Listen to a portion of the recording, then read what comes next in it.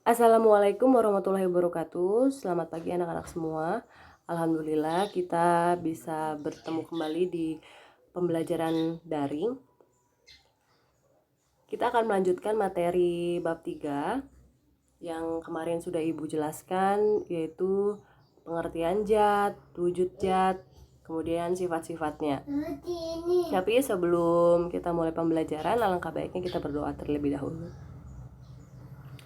Dimohon untuk menyiapkan alat tulisnya, kemudian kalian sudah memakai seragam sekolah yang sudah ditentukan.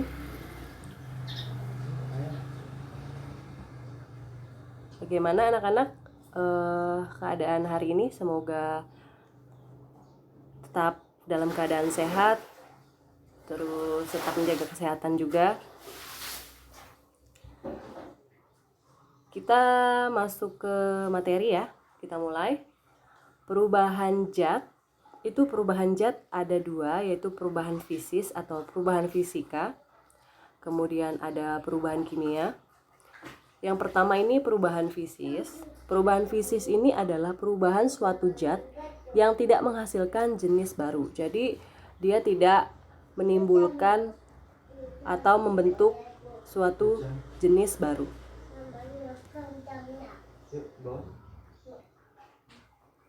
Ciri-ciri perubahan fisis ini adalah tidak terbentuk zat jenis baru. Kedua, zat yang mengalami perubahan dapat kembali ke bentuk semula. Kemudian perubahan yang terjadi hanya perubahan fisis. Yang pertama, perubahan bentuk itu contohnya adalah beras. Beras bisa dapat berubah bentuk menjadi tepung. Kemudian untuk perubahan wujud itu ada perubahan wujud gas, wujud cair, padat. Jadi ada 3 wujud yang dapat berubah. Bisa dilihat ya, di situ ada perubahan wujud zat gas. Gas ini apabila berubah ke zat cair, dia akan mengembun. Sebaliknya zat cair apabila berubah menjadi wujud zat gas ini akan menguap. Sedangkan gas akan berubah menjadi padat itu disebutnya deposisi. Deposisi ini merupakan perubahan wujud gas menjadi padat. Contohnya pembentukan jelaga pada cerobong asap. Kemudian ada padat berubah menjadi wujud gas, itu namanya menyublim. Menyublim ini perubahan wujud dari padat menjadi gas secara langsung tanpa melalui wujud cair terlebih dahulu. Nah, kemudian dari cair ke padat itu disebut membeku. Contohnya seperti air akan berubah menjadi es. Kemudian padat berubah menjadi wujud zat cair, itu es akan mencair menjadi air.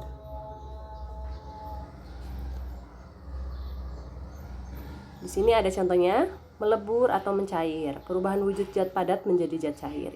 Bisa dilihat contohnya ya, ada gambar di situ es batu mencair menjadi air.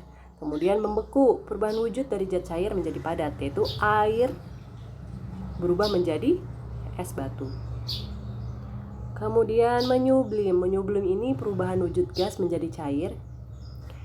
Contohnya embun pagi biasa kita lihat di pohon, daun-daun, ranting.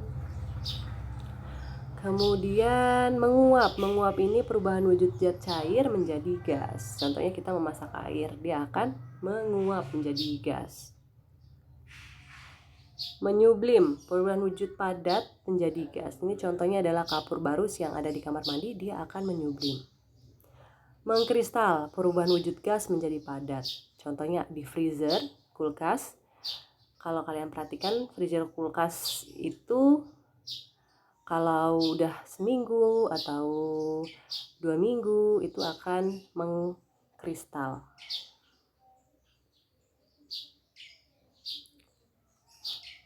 Yang kedua tentang perubahan, tadi udah perubahan fisika, sekarang perubahan kimia.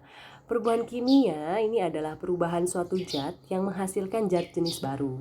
Jadi, suatu zat ini akan menimbulkan suatu bentuk atau jenis baru. Perubahan kimia ini adalah perubahan yang bersifat kekal. Jadi, kalau udah berubah, dia akan abadi seperti itu. Kemudian, ciri-ciri perubahan kimia adalah yang pertama, terbentuk zat jenis baru. Yang kedua, zat yang berubah tidak dapat kembali ke bentuk semula. Yang tiga, perubahan yang terjadi diikuti oleh perubahan sifat kimia melalui reaksi kimia. Yang keempat, selama terjadi perubahan kimia, massa zat sebelum reaksi sama dengan massa zat sesudah reaksi. Jadi massa sebelumnya dengan massa sesudahnya itu sama. Contohnya di sini ada pembakaran. Jadi kayu dibakar akan menjadi arang, dan arang itu tidak bisa jadi kayu lagi. Yang kedua di sini ada peragian atau fermentasi. Singkong itu difermentasi menjadi tape. Kemudian di bawah ada kedelai, kacang kedelai akan difermentasi menjadi tempe yang sehari-hari kita makan. Kemudian korosi atau perkaratan. Kalau kalian lihat pagar rumah yang berkarat itu terjadi perubahan kimia. Dia tidak akan kembali seperti semula. Kemudian pembusukan. Contohnya di sini ada pisang. Pisang kalau sudah 3 hari atau 5 hari dia akan lama-lama membusuk dan tidak akan bisa kembali lagi menjadi pisang yang segar. Lanjut, kita masuk ke partikel zat ya. Sebelum masuk ke partikel zat, kalian harus paham dulu nih tentang perubahan fisika dan perubahan kimia. Jadi kalau perubahan fisika tadi apa?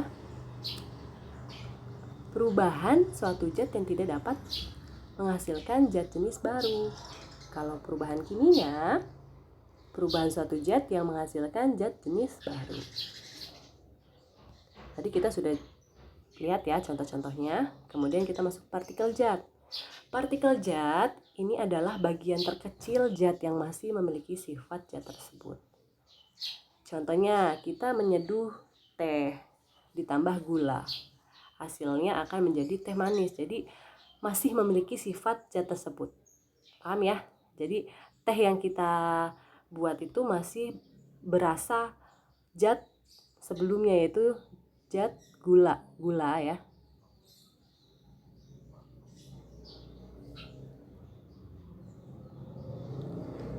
Jadi gula itu apabila dilarutkan ke dalam air teh, dia akan melebur di dalam. Kemudian masih tetap rasanya terasa gula manis. Partikel 3 wujud zat. Ada padat, ada cair, ada gas. Di sini ada contoh partikelnya yaitu padat ya, bisa dilihat. Kemudian yang tengah ada cair, kemudian yang gas. Pola teratur dari susunan zat padat disebut kristal. Jadi kalau pola yang teratur dari susunan zat disebut kristal.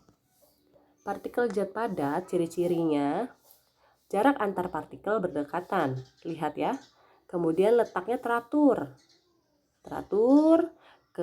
dari atas ke bawah, dari kanan ke kiri, dari kiri ke kanan, itu teratur. Kemudian yang ketiga, gaya tarik antar partikel sangat kuat. Kemudian terakhir, partikel bergetar di tempat. Karena dia teratur, maka getarannya itu di tempat saja, diam di tempat saja. Kemudian partikel zat cair. Zat cair ini biasanya air ya. Ciri-cirinya itu letak partikelnya agak berjauhan, kemudian letaknya tidak beraturan. Ya, bisa dilihat tuh. Gaya tariknya lebih lemah. Karena dia berjauhan, maka gaya tariknya menjadi lemah. Kemudian getarannya bergeser di tempat. Dia dapat bergeser-geser karena ada jarak. Kemudian partikel zat cair ini ciri-cirinya jarak partikel berjauhan. Bisa dilihat ya, letaknya tidak teratur. Ada yang di atas, ada yang di bawah, ada yang di tengah. Kemudian gaya tariknya sangat lemah. Karena dia saking jauhnya, gaya tariknya menjadi lemah. Kemudian partikel bebas bergetar. Jadi partikel ini bebas bergetar karena banyak ruang kosong. Sampai sini ada yang belum dipahami? Kalau belum ada yang dipahami, kalian bisa tanyakan di grup. Mudah-mudahan ini bermanfaat untuk kalian. Tadi kita ulas sebentar ya. Tadi perubahan zat itu ada perubahan fisika dan perubahan kimia. Kemudian contoh-contohnya tadi banyak ya. Kalau perubahan fisik itu biasanya perubahan bentuk, kemudian perubahan wujud zatnya. Kalau perubahan kimia ini biasanya proses-prosesnya yaitu pembakaran, pembusukan, perkaratan, atau korosi.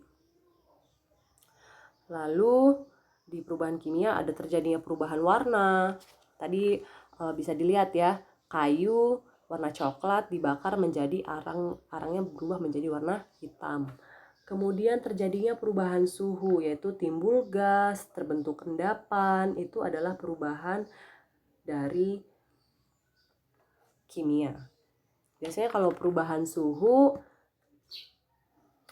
suhunya menjadi hangat misalkan. Kemudian kalau timbul gas akan timbul gelembung gas, atau terbentuk endapan biasanya akan menghasilkan endapan kuning. Sampai di sini saja, kita akan lanjut materi yang lain di minggu depan. Kurang lebihnya mohon maaf. Wassalamualaikum warahmatullahi wabarakatuh.